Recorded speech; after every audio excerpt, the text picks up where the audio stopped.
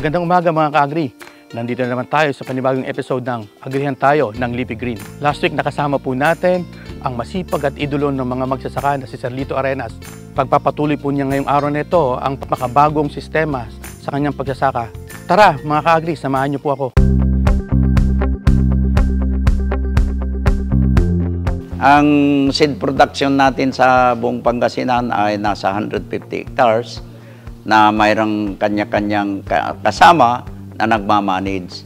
Yung mga nagmamanage, ang patakaran natin sa kanila ay profit sharing. So, ganun po ang role ko sa mga kasama nating seed growers. Dahil mula nung nag-asawa ko ay pumasok na rin akong seed growers. Sabay yan sa pagmamangga at saka sa seed production. Kaya, after mango season, kagaya ngayon, katatapos ng mangga, seed production ulit. So, ang gandang kombinasyon na hanap buhay ng isang farmer. So, doon ko nakita talaga. Then, from rugs din ako talaga. Then, unti-unti sipag at tiyaga. At saka salitang sayang ay kinumbine ko yun para at least walang masayang na oras, walang masayang na bakanting lupa. Ang number one na nung mga nagkaroon kami ng kooperatiba sa association sa rice seed production. So nagkaroon kami ng charge to crop na tulong mula sa company ng Bitmeat, Leafy Green, na yung mga farmers ay inoferan namin sila ng charge to crop.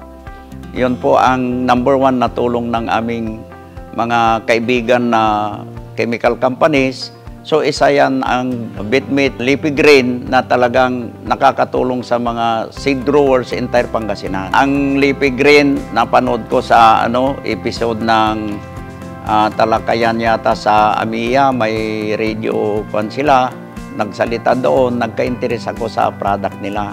So tinawagan ko, then nagkaroon kami ng General Assembly meeting ng Pangasinan Seed Growers and Nursery MPC.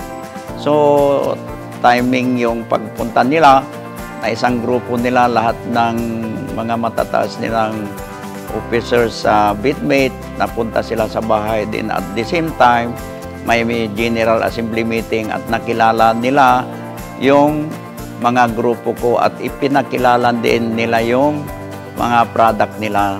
Kasi ang dami nilang product mula stage ng land preparation, pagpatay ng damo, then humic acid na pangalis ng acidity ng lupa. Kumpleto sila eh. May pangkohol, ganon, may pangdamo, lahat. May fungicide, may pangdangaw nila. So, isa rin silang pinakababang price ng chemical company. So, at hanggang ngayon, talagang yung mga seed growers namin, then sa grupo ng pagmamangga rin, nakakatulong sila sa mga grupo naming mangga kasi ang associations namin sa mangga ng Pangasinan is Pangasinan Tropical Fruits MPC. So, both side, mapa-rice at mapamangga, katuwang namin ang Bitmeat, Leafy Green.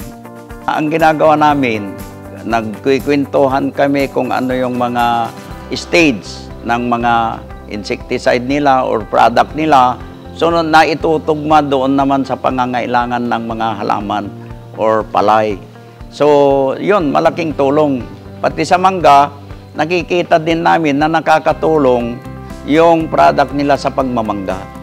Ang guidance na tinuturo o binibigay ng Leafy Green ay mayroon silang mga programa, then mga agri-technician nila pumupunta sa barangay-barangay, malaking tulong yon.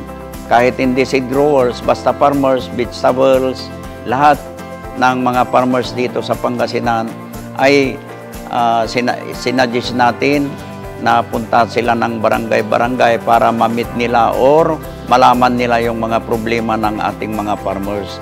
Kasi mas maganda kung madirekta mo yung mga farmers barangay para maikwento at masabihan sila ng tamang pamamaraan, tamang paggamit, maitugma yung mga stages ng kanilang mga product.